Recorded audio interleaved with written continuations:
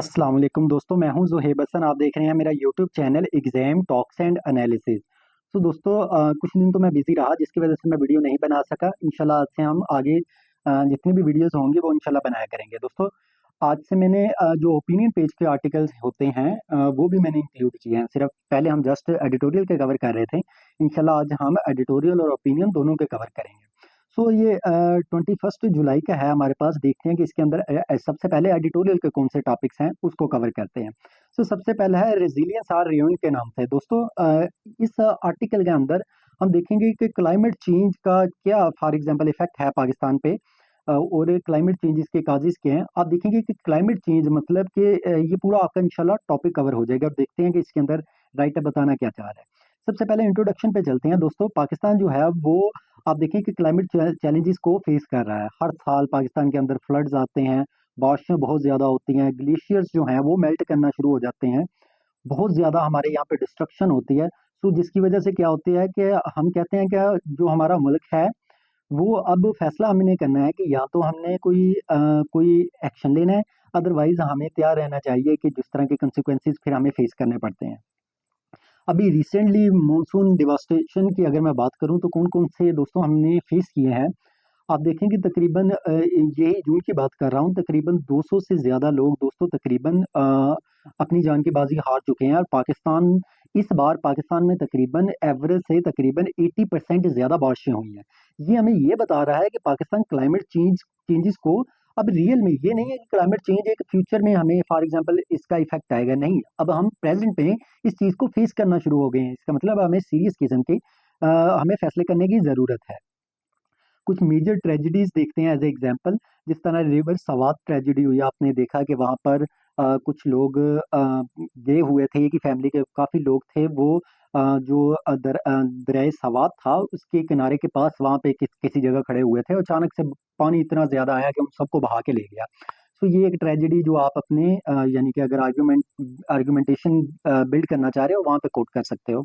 इसके अलावा दोस्तों दोस्तों दूसरा, ग्लेशियर मेल्टिंग इतनी ज्यादा हुई है कि जिसकी वजह से फ्लड्स आ गए जीपी के अंदर भी, इवन के तो बहुत ज्यादा उनके जो विलेजेस हैं आप देखें कि वो भी ग्लेशियर मेल्ट होने की वजह से पानी की नजर हो गए हैं। इसके अलावा देखते हैं दोस्तों क्लाइमेट चेंजेस की वजह से हमें फिर नुकसान क्या क्या होते हैं। दोस्तों एक तो ह्यूमन लॉस होता है, जिस तरह आपको पता है कि बहुत ज्यादा लोग मर भी जाते हैं। जिस तरह अभी हमने एक एग्जांपल देखी, दरियाए सवात पे कुछ लोग थे वहां पे, जिसकी वीडियो भी बहुत ज्यादा वायरल हुई थी। इन्वायरमेंटल लॉसेस होते हैं, आप देखें कि हमारी जो जमीन है वो डैमेज हो जाती है, दरियाओं में पानी ज्यादा आ जाता है, हमारे जो ग्लेशियर्स हैं वो मेल्ट हो जाते हैं। इसके अलावा दोस्तों हमें इकोनॉमिक लॉस भी होता है। आप देखें हमारा एग्रीकल्चर सेक्टर जो है वो सारा, सैलाब जब आता है तो पानी सारे जो फसलें होती हैं सब फसलों को तबाह कर देता है। सो आपका एग्रीकल्चर सेक्टर इफेक्ट होता है, आपकी सड़कें टूट जाती हैं, ब्रिजेस जो एक शहर को दूसरे शहर तक मिला रही होती हैं वो ब्रिजेस टूट जाते हैं।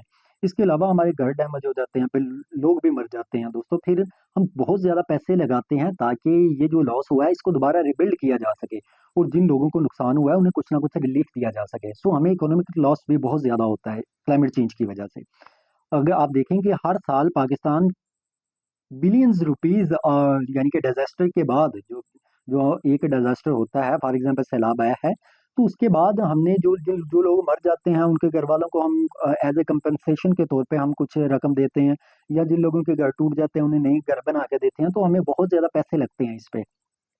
अब वो राइटर ये कहता है कि दोस्तों हमें ये काम करना चाहिए कि अगर क्लाइमेट को ही हम प्रोटेक्ट कर लें जिसकी वजह से ये सारा काम हो रहा है, तो उसका इफेक्ट, उसका फायदा ये होगा कि हमें प्रिवेंशन पे कम पैसे लगाने पड़ेंगे। यानी कि प्रिवेंशन जो है वो cheaper as compare to cure. For example जो काम आप बाद में करते हैं उस पर ज्यादा पैसे लगते हैं, जिसकी वजह से सड़कें टूट जाती, ब्रिजेस टूट जाते हैं, आप उसको दोबारा रिकंस्ट्रक्ट करोगे तो ज्यादा पैसे लगेंगे। सो इसके लिए बेस्ट क्या है कि आप क्लाइमेट को फोकस करो कि क्लाइमेट ही चेंज ना हो जिसकी वजह से ये मसले मसाइल हो रहे हैं, और वो आपको कम पैसों में पड़ेंगे। ये राइटर बेसिकली कहना चाह रहे हैं। नेक्स्ट देखते हैं कि पाकिस्तान को क्या करने की जरूरत है। एक तो जिस तरह अभी हमने ऊपर देख लिया पॉइंट। दूसरा दोस्तों हमें जो हमारा ड्रेनेज सिस्टम है वो स्ट्रॉन्ग करने की जरूरत है। जो फ्लड बैरियर्स होने चाहिए ताकि किसी जगह अगर फ्लड आए भी तो वो पानी सारा का सारा शहरों की तरफ ना चला जाए, जो विलेजेस हैं वो ना, यानी कि पानी की नजर हो जाए। हमें डैम्स बनाने की जरूरत है ताकि अगर पानी आए भी तो वो स्टोर हो जाए। इसके अलावा दोस्तों जब हमने कोई विलेजेस या शहरों के अंदर कोई प्रोजेक्ट स्टार्ट करने हैं तो हमें क्लाइमेट को पहले माइंड में रखना है। इसको कहते हैं हम कि जो हमारे पास जो प्रोजेक्ट्स आपने स्टार्ट करने हैं उस प्रोजेक्ट में आपने देखना है कि उसका इफेक्ट क्या होगा क्लाइमेट पे। अच्छा जी, इसके अलावा दोस्तों कम्युनिटी ट्रेनिंग है कि ये आप लोगों को भी बताएं कि अगर इस तरह के डिजास्टर आते हैं तो वो बेचारे बेयारो मददगार होते हैं, उन्हें पता नहीं होता इस तरह की सिचुएशन को हैंडल कैसे करना है, उनकी ट्रेनिंग की जाए। अच्छा दोस्तों, इसके अलावा राइटर ये कहता है कि जो क्लाइमेट चेंज है ये सिर्फ अब हमारा इन्वायरमेंट का प्रॉब्लम नहीं रहा, ये हमारा सिक्योरिटी का एक प्रॉब्लम बन गया है। क्योंकि हमें वाटर शॉर्टेज का मसला होता है, हमारी ज़मीनें तबाह हो जाती हैं। लोग फिर जब एक जगह सैलाब आता है तो लोग वहाँ से माइग्रेट करके दूसरी जगह जाते हैं, सो जिसकी वजह से सोशल इश्यूज क्रिएट होते हैं।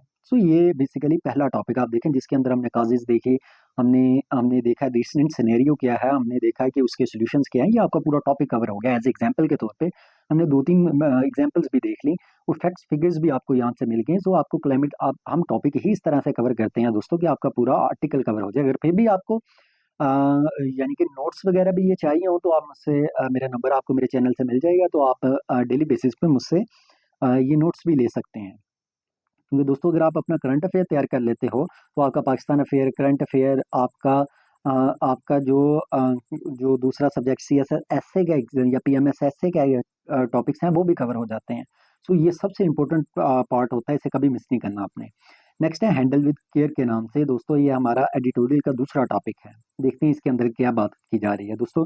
हमारी जो हेरिटेज साइट्स हैं वो हमें अपने माजी से जोड़ती हैं, वो हमें मदद करती हैं कि हम अंडरस्टैंड करें कि हमारा कल्चर कैसा है, या माजी में हमारा कल्चर, वहाँ के लोग कैसी ज़िंदगी गुजारते थे। ये हमारे प्रेजेंट को अलाइव रखता है और हमें फ्यूचर के लिए गाइडेंस प्रोवाइड करती हैं, ये हमारी हेरिटेज साइट्स।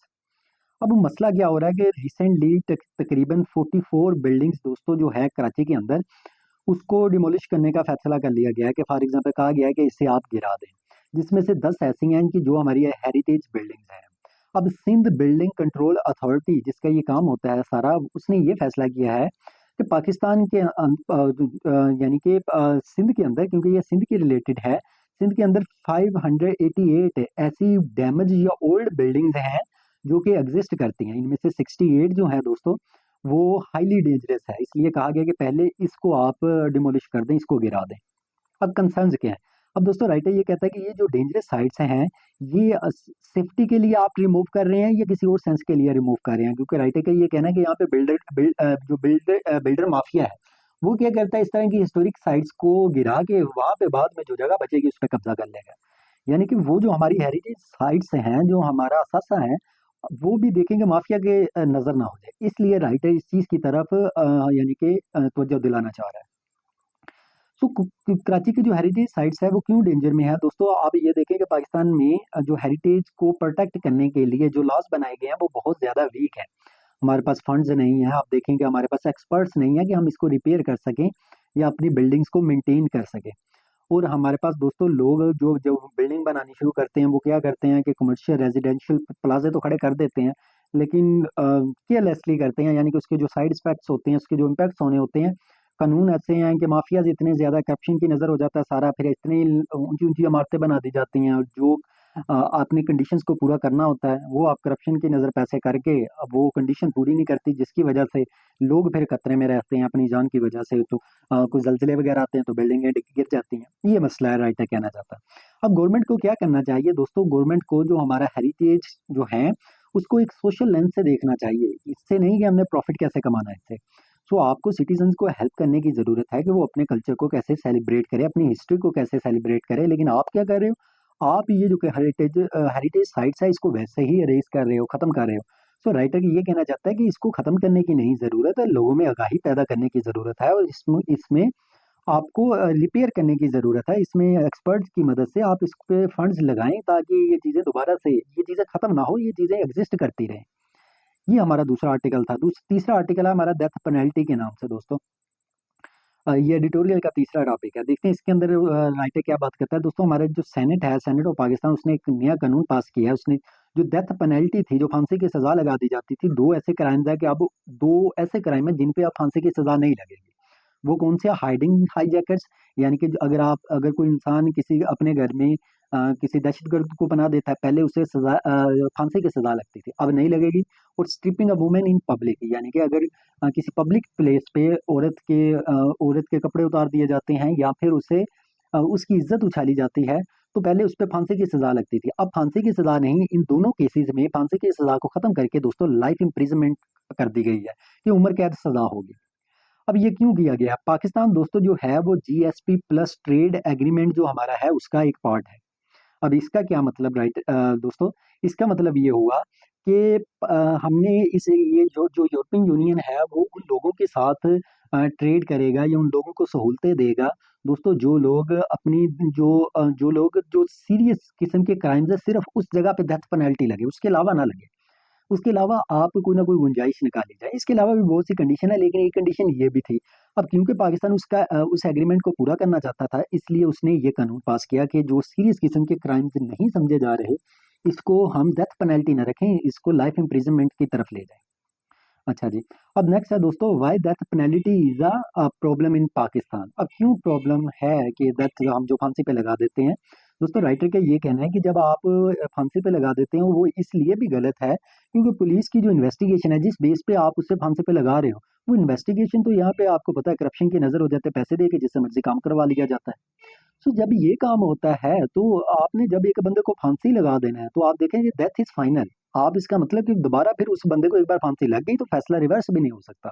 सो आप इनोसेंट पर्सन को भी, क्योंकि आपका कानून वीक है, इम्प्लीमेंटेशन वीक है, सिस्टम कमजोर है, उसका नुकसान इनोसेंट पर्सन को भी हो सकता है। सो ये राइटर बेसिकली कहना चाहता है, इसलिए वो कहता है बेहतर है कि इस तरह की डेथ पेनल्टी से की तरफ ना जाया जाए। इसके अलावा दोस्तों हमारी जो जेल्स में कंडीशन आप देखें कि छोटे छोटे कमरे हैं, डर्टी रूम्स होते हैं, क्राउडेड सेल्स होते हैं जहाँ पे प्रिजनर्स को रखा जाता है। सो ये इवन क्योंकि प्रिजनर भी क्यों ना हो उसके भी ह्यूमन राइट्स होते हैं। लेकिन हमारे भी यहाँ पे क्या होता है कि उन्हें मेंटल टॉर्चर किया जाता है कि एक बंदे को पता है कि कल को मुझे फांसी लगनी है, वो किस मेंटल टॉर्चर से गुजरेगा। सो आप देखेंगे एक तो उसको आप फिजिकली आप उसको टॉर्चर दे रहे हो, मेंटली टॉर्चर दे रहे हो। और चलें एक बंदा तो डिजर्व करता था, लेकिन फिर भी ये मेंटल टॉर्चर करने का तो आपका कानून भी यानी कि इसको सपोर्ट नहीं करता। लेकिन आप देखेंगे आप उसको मेंटली भी टॉर्चर कर रहे हैं, फिजिकली भी टॉर्चर कर रहे हैं, और हो सकता है उसमें कोई इनोसेंट पर्सन हो, कोई बड़ा बंदा हो जी, उस बंदे का बहुत ज्यादा अथॉरिटी हो, उस बंदे को उसने चैलेंज कर दिया, तो वो बंदा तो जैसे मर्जी, क्योंकि पावर उसके हाथ में है, वो जिस अपनी पावर का नाजायज फायदा उठा सकता है, इनोसेंट बंदे को उठा के अंदर कर दिया। सो राइटर ये बेसिकली कहना चाहता है कि इस तरह की कंसर्न्स की वजह से आप डेथ पेनल्टी की तरफ ना जाएं, उस बंदे को मौका जरूर दें ताकि किसी न किसी स्टेज पे जाके हो सकता है कि वो रियलिटी दोबारा से जिंदगी में सामने आए और दोबारा से वो केस दोबारा ओपन हो सके और वो बंदा जो इनोसेंट हो वो बाहर आ सके। ये राइटर का कहना है। अब दोस्तों राइटर ये कहता है कि ये जो क्राइम्स डेथ पेनल्टी खत्म की गई है सिर्फ दो क्राइम्स पे खत्म की गई है, लेकिन पाकिस्तान के अंदर तकरीबन 100 से ज्यादा ऐसे क्राइम्स हैं, ऑफेंसेस हैं जिसपे डेथ पेनल्टी लग जाती है। सो गवर्नमेंट जो है उसने ये बिल इस वजह से पास किया क्योंकि वो यूरोपियन यूनियन को सिर्फ खुश करना चाहता था। सो ये राइटर ये कहना चाहता है दोस्तों कि जो हमारा लीगल सिस्टम है पाकिस्तान में वो क्रिमिनल को कोशिश करता है कि सजा दी जाए। हालांकि दुनिया भर में आपका क्रिमिनल जस्टिस सिस्टम इस वजह से होता है ताकि आप उसे सजा ना दें बल्कि उसको उसकी इस्लाह करें, उसकी इस्लाह करके वापस उसे कम्युनिटी में लेके आए, क्योंकि उसके भी बच्चे हैं, उसका भी सब कुछ है, वो एक सजा भुगते लेकिन साथ उसकी इस्लाह हो जाए। ये राइटर का बेसिकली कहना है। सो हमारा जो हेल्दी जस्टिस सिस्टम है दोस्तों, इसमें जो जो इश्यूज हैं वो हम पहले डिस्कस कर चुके हैं। अब हमें क्या करना चाहिए, पाकिस्तान को एक फुल रिव्यू की ज़रूरत है जितने भी लॉज हैं डेथ पेनल्टीज के रिलेटेड, ताकि हम रिवेंज की बजाय रिफॉर्म्स पे जाएं। हमने किसी क्रिमिनल से बदला नहीं लेना बल्कि उसको रिफॉर्म करके दोबारा सोसाइटी में लेके आना, ये राइटर का कहना है। सो हमारा सिस्टम जो है वो फेयर होना चाहिए, ह्यूमेन होना चाहिए और जस्टिस बेस्ड होना चाहिए, किसी से बदला नहीं लेना चाहिए। सो दोस्तों नेक्स्ट चलते हैं हम अपने टॉपिक पे, किल एंड डिस्प्लेस के नाम से ये हमारा अब ओपिनियन का पहला आर्टिकल है। और एडिटोरियल के हमारे तीनों खत्म हो गए, अब हम चलते हैं ओपिनियन की तरफ। देखते हैं इसके अंदर राइटर क्या डिस्कस कर रहा है। दोस्तों इसराइल जो है उसने अमेरिका की सपोर्ट से अभी तक उसने गजा के अंदर आप देखें कि अपनी ब्रूटल वार जारी रखे हुए है। तो कोई पीस प्लान नहीं हो रहा है, और जो इसराइल है वो बहुत से लोगों को कत्ल कर रहा है, भूख से मारा जा रहा है, उनको फोर्स्ड डिस्प्लेसमेंट का प्लान किया जा रहा है, यानी कि उन लोगों को अब गजा से निकालने का प्लान किया जा रहा है, पैलेस्टीनी में जो पैलेस्टाइन के जो लोग हैं। अब ये इसका मतलब तो ये है दोस्तों, उनका जेनोसाइड किया जाएगा, उनका कत्लेआम पहले भी जो जारी है उसमें इजाफा कर दिया जाएगा, उनकी एथनिक क्लींजिंग की जा रही है, ये राइटर का कहना है। तो देखते हैं कि अब क्या इस चीज में आगे यानी कि राइटर डिस्कस कर रहा है। दोस्तों जो ट्रम्प है वो ये क्लेम कर रहा है कि ये जो वार है सीज फायर इसमें बड़ी जल्दी हो जाएगा, लेकिन वो तकरीबन 2 से ज़्यादा बार अभी यानी कि व्हाइट हाउस में 2 से ज़्यादा बार इस्राएली प्राइम मिनिस्टर नेतन्याहू से मिल चुका है, लेकिन सीज़ फायर का कोई रास्ता नज़र नहीं आ रहा है, कोई पीस का इम्कान नहीं नज़र आ रहा है। सो दोहा टॉक्स भी साथ-साथ चल रही हैं, आप देखें कि पीस टॉक्स चल रही हैं इसराइल और हमास के दरमियान, जिसमें टॉपिक क्या डिस्कस किया जा रहा है कि 60 दिन का आप सीज़ फायर किया जाए, जो होस्टेजेस हैं एक-दूसरे के पास उसको एक्सचेंज किया जाए, एड डिलीवरी दी जाए और इसराइल विथड्रॉल करे जहाँ पे उसने कब्ज़ा किया हुआ है। लेकिन प्रॉब्लम क्या आ रहा है, ये जो टॉक्स चल रही हैं, इसराइल चाहता है कि वो जिस इलाके पे गज़ा के जिस इलाके पे जिस पार्ट पे उसने कब्ज़ा कर लिया वो इलाके ना छोड़े जाएँ। लेकिन हमास कहता है नहीं, आप ही इस पार्ट को छोड़ो, परमानेंट जंग बंदी का ऐलान करो। इस वजह से वो भी जो टॉक्स हो रही हैं, वो भी यानी कि उसमें भी डेडलॉक शामिल है। सो दोस्तों कुछ फैक्ट्स एंड फिगर्स की बात कर लें। 7 अक्टूबर 2023 से अब तक तकरीबन 58,000 पैलेस्टीनियंस को दोस्तों मारा जा चुका है। आप देखें कि उनकी तकरीबन 20 लाख से ज़्यादा आबादी है। उसमें से तकरीबन 58,000 से ज़्यादा घराने ऐसे हैं जिन लोगों के किसी का बाप नहीं है, किसी की माँ नहीं है, किसी का बेटा नहीं है, किसी की बहन नहीं है। वो किस अज़ियत से गुज़रे हैं कि इतने ख़ानदान अज़ियत से गुज़रे हैं। आप ये ना देखें कि इतने लोग हैं। अगर एक ख़ानदान का एक बंदा गया, वो सारा ख़ानदान सर्वाइव कर रहा है। अगर एक घर का एक ही कमाने वाला था, वो चला गया, तो पीछे वो सिर्फ वो नहीं गया, उसकी पूरी फैमिली सफ़र कर रही है। दैट्स अ पॉइंट कि आप सिर्फ इसको ये ना देखेंगे 58,000 पीपल सिर्फ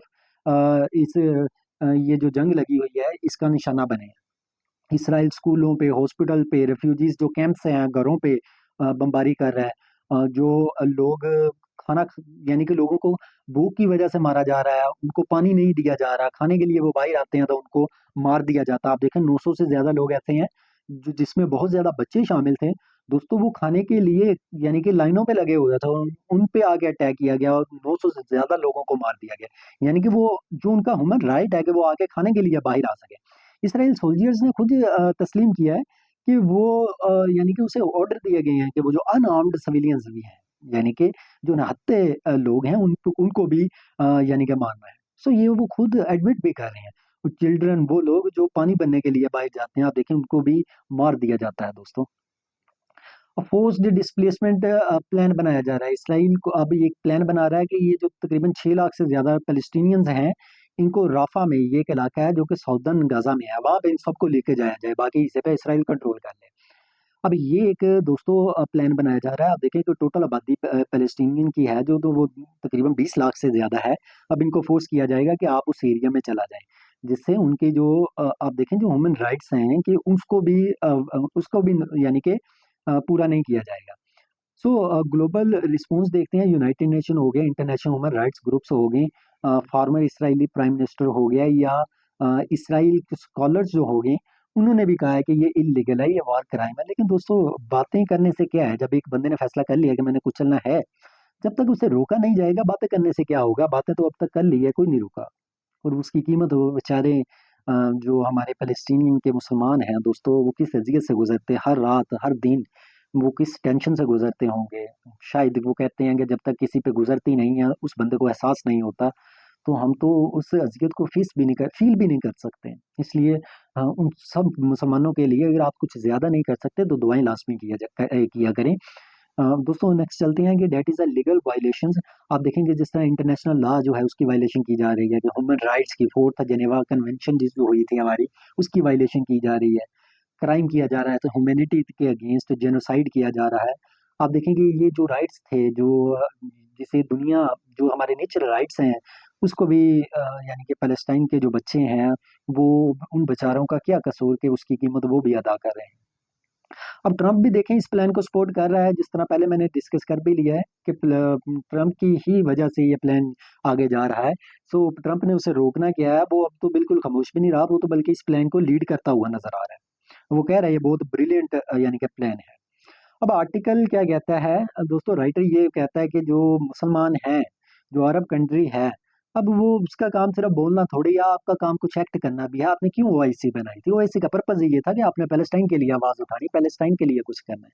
आप कुछ भी नहीं कर सकते, 57 कंट्रीज हैं आप अपना लेवल देखेंगे, 57 कंट्रीज हो गए, इसका मतलब कि you have no values, you have no values.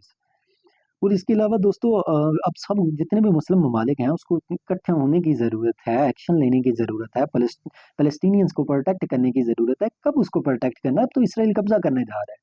सो इसका मतलब आपने जस्ट वो जो ओआईसी बनाई थी, जो आप नारे लगाते थे, वो सिर्फ़ आप अपने सियासी फ़ायदे के लिए नारे लगाते थे। पैलेस्टीनियन को तो उसका फ़ायदा ही नहीं हो रहा।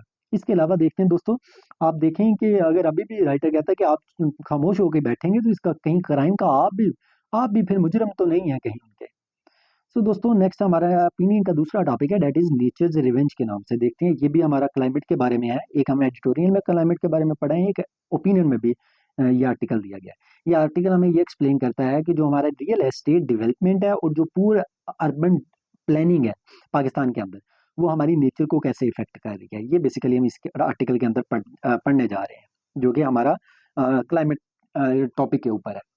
दोस्तों 100 से ज़्यादा लोग तकरीबन ऐसे हैं जो रिसेंट मानसून जो बारिशें हुई हैं या फ्लड्स आए हैं उसकी वजह से मारे जा चुके हैं। रावलपिंडी, चकवाल, पोठोहार ये वो इलाके हैं जो बहुत ज़्यादा इफ़ेक्ट हुए हैं।